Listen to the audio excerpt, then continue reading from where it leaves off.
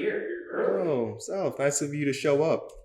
There's also, you have all my equipment set up. How did you get all of that? I have a key. Oh. Oh, all right. That's weird. All right, cool. Sorry about last week, I guess. Yeah, welcome back. Where were you, Sal? I was in Virginia. Doing what? I was just, shooting a golf tournament for another show. With who, Sal? What's a truck? More like, what the fuck?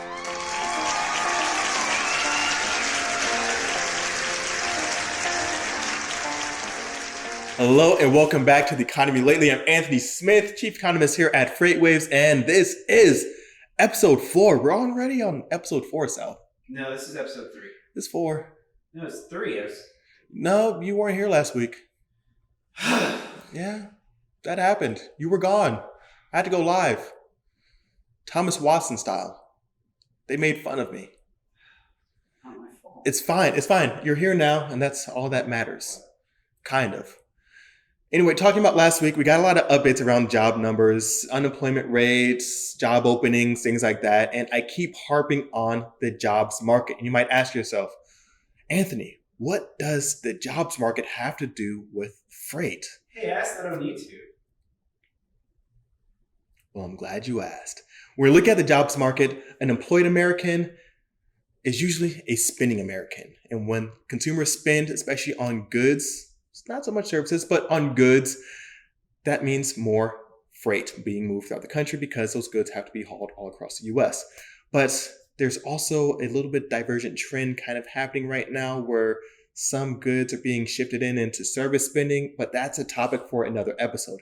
Right now, what you need to know is that the job market is still hot, and I'm a little bit sus about that. I think it's looking a little bit shaky when you look at the foundations that it's standing on. Of course, the job market is a good thing because it's really the last stronghold in the economy. A consumer that can trade up into a new job is going to be able to continue to spend more and more money.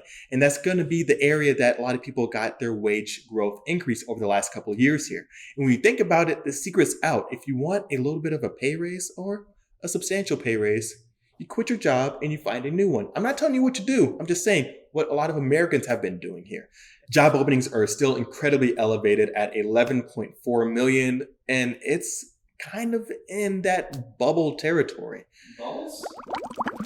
Bubble, South. Bubble. You weren't here last week. It would have been nice to have your witty banter, but no, South. Bubble. Wait, but people can hear me? yeah. Oh.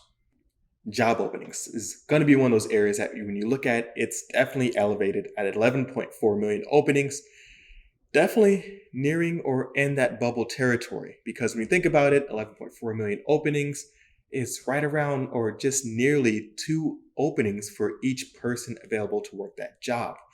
That's a little bit concerning here. And I'm getting suspicious about the jobs market, and I have been suspicious about the job market. And you might be suspicious? I've seen you buy French fries off of a stranger in the street wearing nothing but a trench coat. I'm a sucker for a good deal. Oh, fair enough. Especially when it comes to French fries. Anyway, when you're looking at job openings, this is going to be one of those areas where it's starting to look a little bit shaky at the foundation here. When you think about those producers, those shippers, what kind of positions are they in? Are they still taking inflationary hits that they aren't passing on to the consumer? Well, yes, they are, especially if you're looking at CPG. I was talking to my boy Mikey B the other day. You know Mikey B? Yeah, familiar. Mikey B's in the Beastie Boys, isn't he? Mike Baudendistel. Oh, okay. Yeah. The man's a genius. We got to chat. I was on the show Stock Out. If you haven't watched it, I highly recommend it. Also a newsletter. Great stuff. Check it out. Talking about what's going on with some of the CPG companies, still taking some of those inflationary hits because they don't want to lose market share. And I'm afraid that's what a lot of folks are doing upstream at the producer level. And we're talking about some of those producers still taking on some of those price increases, which might be hard to believe because a lot of items are very much elevated because inflationary pressures are still hitting consumers, but producers are still taking on some of those hits, unless, of course, you're looking at the gas market and a lot of those gas prices are being passed on straight to the consumer. Get it, South? Pass. Gas. What? Pass gas to what? You weren't here. Anyway.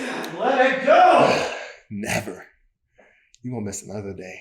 So producers typically want to withhold some of those price increases because those price increases can potentially make a little bit of a shakeup in their market share. Because say you increase your prices, but your competitor doesn't, and now they get a little bit more market share and they gain a whole bunch of people that they didn't have as customers and clients.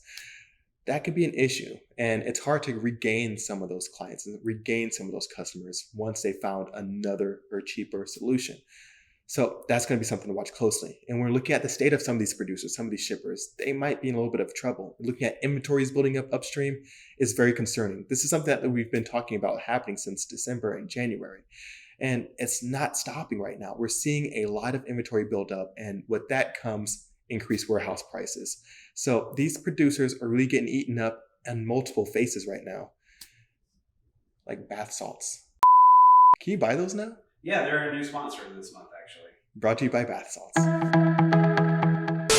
And next week, we have more economic updates that I'm excited to jump into. We have retail sales, we have industrial production, we have housing starts, permits, and initial jobs claims, which happens every week. Anyway, this is Anthony Smith, and I'm excited to jump into all those updates next week if everyone shows up. Oh my God.